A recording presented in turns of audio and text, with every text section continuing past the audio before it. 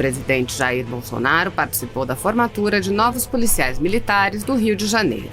Bolsonaro iniciou seu discurso com uma defesa inflamada da democracia e da liberdade. Bolsonaro afirmou que ele e os militares devem lealdade absoluta ao povo e disse: jamais a nossa democracia e a nossa liberdade será ameaçada por quem quer que seja. Entendam uma coisa: os três poderes são independentes e harmônicos, mas o maior poder é o do povo brasileiro. Bolsonaro não poupou críticas à velha imprensa, lembrando que ela costuma se posicionar contra os policiais e alertando os novos policiais para críticas injustas. Bolsonaro disse: essa imprensa jamais estará do lado da verdade, da honra e da lei. Sempre estará contra vocês. Ele acrescentou: mas nós somos persistentes. Nós perseguiremos os nossos objetivos. Sempre estaremos ao lado da verdade e da lei e não de canalhas. O presidente afirmou que conta com o povo brasileiro e a liberdade das redes sociais, comparando-as à velha imprensa que chamou de verdadeira fábrica de mentiras. Assista. Ouviremos as palavras do presidente da República, senhor Jair Bolsonaro. Senhor governador Cláudio Castro, parabéns pela forma como conduz o destino do seu estado, da forma como um governador de verdade deve conduzir. O senhor honra o teu mandato. Eu sou testemunho das diversas vezes que tem procurado a mim e ministros para atender a situação do nosso estado, e aí incluído as questões da segurança pública.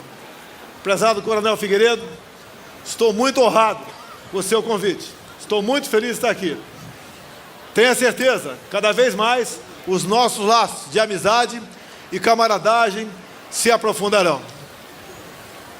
Demais oficiais, praças, autoridades, parentes, amigos, convidados dos ora formandos, parcela da sociedade, povo esse ao qual tenho certeza eu e as Forças Armadas devem lealdade absoluta.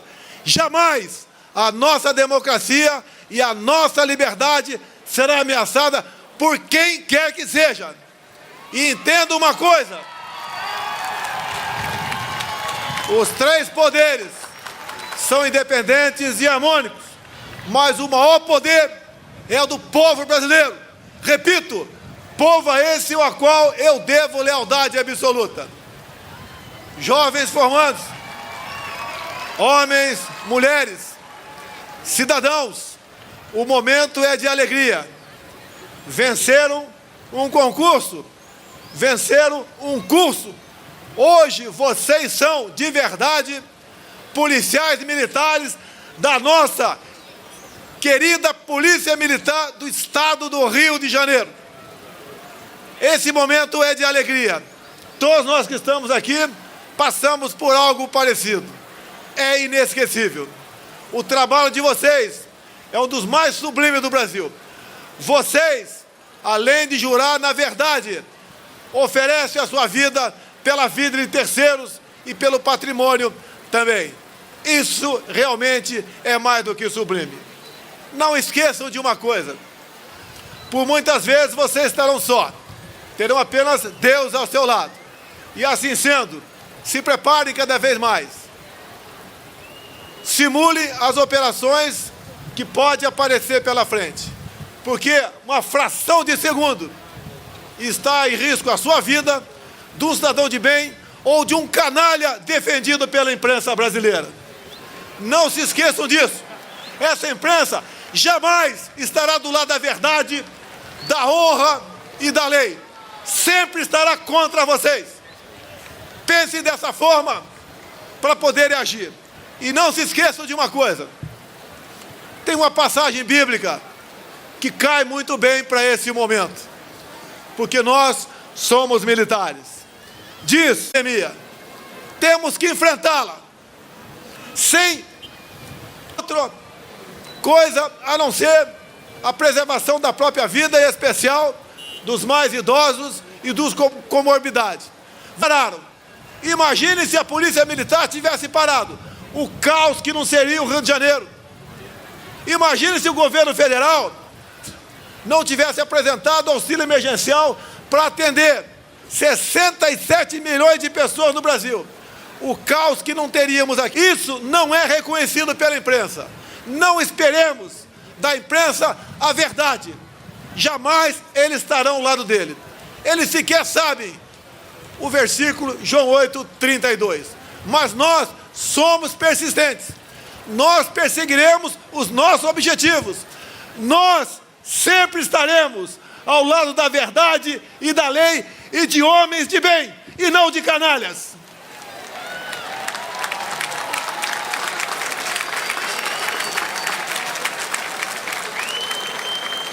Não esperamos, com palavras gentis ou com gestos de amizade, vencer o inimigo. Nós estamos vencendo, nós venceremos. O Brasil será uma grande nação. E para isso, contamos com um povo maravilhoso ao nosso lado. E a liberdade das mídias sociais, que essa sim traz a verdade para vocês. Que a maior fábrica de fake news está na grande parte da imprensa brasileira. Isso é uma vergonha para o mundo. Nós somos fortes, nós venceremos, somos persistentes e acreditamos em vocês. Jovens policiais, muito obrigado por vocês existirem. Se estou aqui, além do convite do comandante e do governador, é porque rendo minhas homenagens a vocês e os admiro. Estou aqui por gratidão. Já tive bons policiais ao meu lado, que hoje são massacrados pela mídia. Mas sempre estivemos do lado do bem. Por mais que queiram nos enxovalhar, não conseguem. Em qualquer lugar que estou do Brasil, lá o capitão Jair Bolsonaro é muito bem tratado junto à população. E assim é também, como tenho constatado, o nosso policial militar, quando está trabalhando nas ruas. Vocês são heróis de verdade. Vocês, inclusive, protegem a vida de quem nada fez por nós. Mas nós acreditamos no próximo. E vocês são orgulho para todos nós. Estou aqui na frente de uma das melhores polícias militares do Brasil. Isso nos honra. Honra o coronel Figueiredo. Honra o governador Cláudio Castro. Honra a todos nós. Obrigado por existirem. Um forte abraço a todos e em especial dos familiares. E que Deus sempre esteja acima de tudo. Um grande abraço a todos.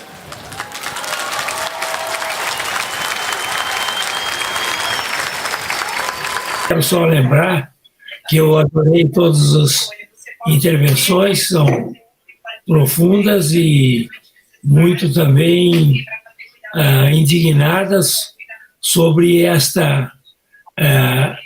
um estado de exceção que está imperando no Brasil, uma ditadura do Supremo Tribunal Federal instaurada no Brasil. É uma ditadura que está sendo instaurada no Brasil por esses ministros do Supremo Tribunal Federal. Gravemente ainda, pelo fato de 10 ministros terem conestado essa barbaridade que foi realizada. Mas eu quero só lembrar que o doutor Sérgio Dario fez uma análise profunda e geral sobre o aspecto da ilegalidade e inconstitucionalidade desses inquéritos e dessa putaria, mas ele, a sua tese é de que realmente é natimorto. O inquérito é natimorto, os inquéritos são natimortos, e a portaria também. Eu gostaria de discordar dele nessa conclusão, embora elogiando profundamente a sua descrição sobre as ilegalidades havidas. Não é natimorto, não. Ele tem um efeito brutal. Esses inquéritos têm um efeito enorme na sociedade, estão criando um constrangimento na sociedade, um medo na sociedade, um terror na sociedade, de falar mal dos ministros do Supremo Tribunal Federal. E isso é o que eles queriam, isso é que eles desejavam e desejam com o inquérito. Eles não querem nada que o inquérito seja julgado em primeira instância, que vá para lá, que seja arquivado, porque não tem consistência. Não interessa a mínima. Interessa que eles ao prorrogar 6 meses, não prorrogando. Agora, com o aval de 10 ministros, tá certo? Vão prorrogar, é para criar o terror na sociedade, criar o estado de exceção que eles estão criando na sociedade. Esse é o objetivo. E, portanto, a questão aqui também, eu gostaria de elogiar muito